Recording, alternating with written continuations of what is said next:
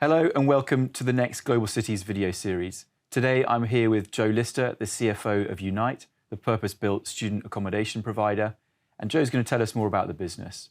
So Joe, quite a baptism of fire taking over at the financial crisis 2008. Can you remember who number one, the best-selling artist was in 2008? Definitely not, Tom, no. Taylor Swift. Taylor Swift. So there you go. Some useless information for you. So Joe, I've got about 10 questions or so just to kind of help everyone understand your business. So could you just summarise your business for us?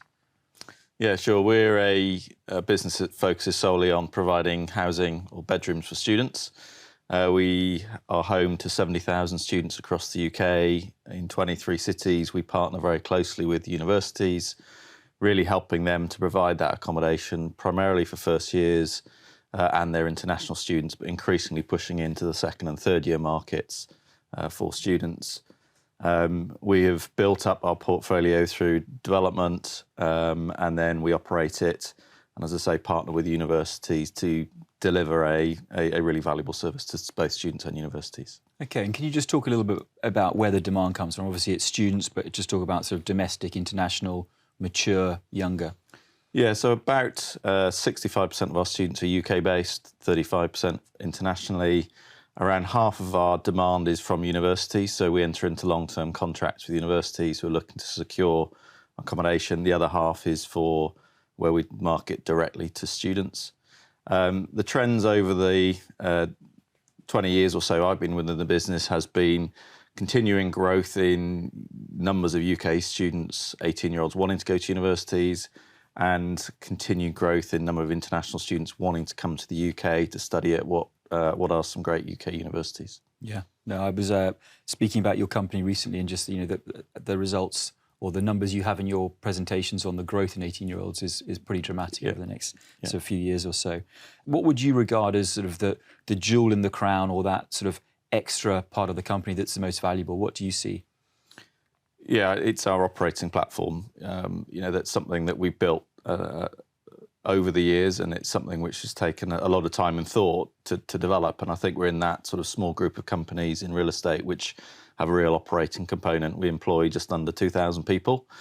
Yeah. We invest heavily in the technology to help us to manage those 2,000 people and to make sure that kind of we're delivering the services that we need for the students who live within our buildings, whether that's the online booking platform, whether it's the engagement through our digital app, or whether it's our maintenance management service. You imagine 70,000 students, things like parcel delivery, managing the reams of Amazon deliveries every day sort of comes with a huge operational burden. The maintenance requests, whether you've got a leaky tap or a toilet seat that's broken, just managing that efficiently through our systems, collecting debt from students, all those things. And we've created this platform which allows us to deliver a really high quality service, and that's really important to us to be able to demonstrate that. We measure net promoter scores regularly within our business, and then also delivering efficiently as well. So real focus on margin within our business and ensuring that we are really looking to progress the margin year on year out through that focus on efficiencies in our business. Okay, great. And so, as I mentioned, relatively well known about the kind of increase in 18-year-olds coming through the system, more students wanting to come to the UK. So can we just talk about barriers to supply? What's stopping everyone going, this is a great trend, I want to build student accommodation and I'm going to benefit from that? Can you just elaborate on that, please? Yeah, there's a couple of things. Firstly is that universities in the UK tend to be in the centre of cities, so actually land availability is quite tight, so getting those right locations is not easy.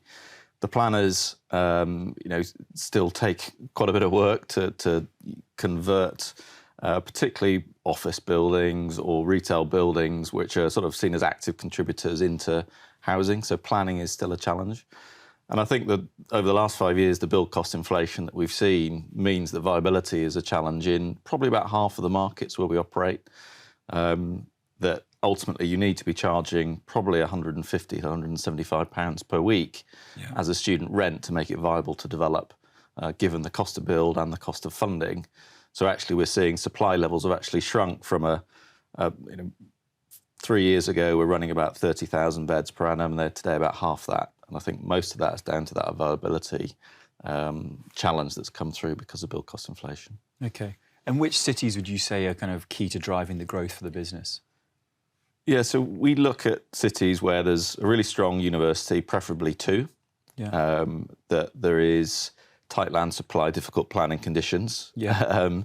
and there's a strong economic underpin to those cities. So our development activity at the moment is focused on London, Bristol, Edinburgh, Nottingham, Glasgow. Okay. And there's a good proxy for the cities where we think, it ticks all of those. I'd probably add in a few more like Newcastle, Leeds, Birmingham, Bath to that list, Yeah. but not many more than that. So it's the characteristics, we do a lot of research on it, and we have seen those cities with those characteristics have delivered the strongest rental growth year in, year out, underpinned by that combination of growing student numbers, tight housing supply, and just that pressure on broader private rents. Okay, and then sustainability, obviously kind of huge subject for real estate. Real estate as a sector is a big polluter, and we're all trying to reduce the carbon emissions. What's the biggest challenge for Unite in this area? And then also kind of maybe what's the biggest strength that you have in the portfolio? Yeah, maybe turn those around because actually, I think we've got a real opportunity to improve the operational and environmental performance of our buildings. That one of the things, because of our model, we incur the utility costs. Actually investing to reduce energy consumption is a direct benefit to us. Yeah. And we're seeing the modern technologies that we can put into buildings delivering a 10% return at the moment. So actually sort of going and investing retrospectively in heating controls, in air source heat pumps, in solar panels, actually there's a decent payback on that. Our customer base is crying out for it as well. So students tell us it's one of the top 3 issues that they have. Yeah. So being able to say that you're building, we're investing, we're upgrading is a real positive marketing message to our students as well. Yeah. Actually, the challenge then is changing student behaviour.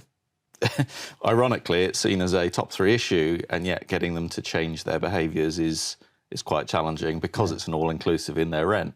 So we're sort of trying lots of different things around gaming and engagement and to get them engaged. But I think that will be great if we can crack that. Again, we see probably more on the S side, but we've got 70,000 young people living with us, often for the first time living away from home.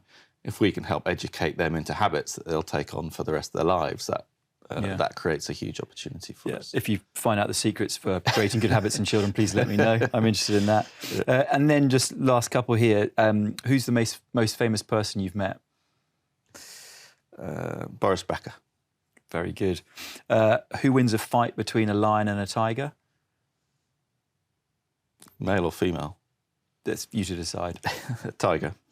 And do you prefer cheese or chocolate? Chocolate. What's your favourite city? Sydney. And why Sydney, Joe? I think the weather compared to the London weather, but the idea of travelling every day to work on a boat really appealed to me. So yeah, I could definitely see myself living there. Yeah, I used to live there for 4 years, so I agree with you on that one. Joe, thanks very much for joining us today, and thanks for all the work you do for us in Unite. Thanks, Tom.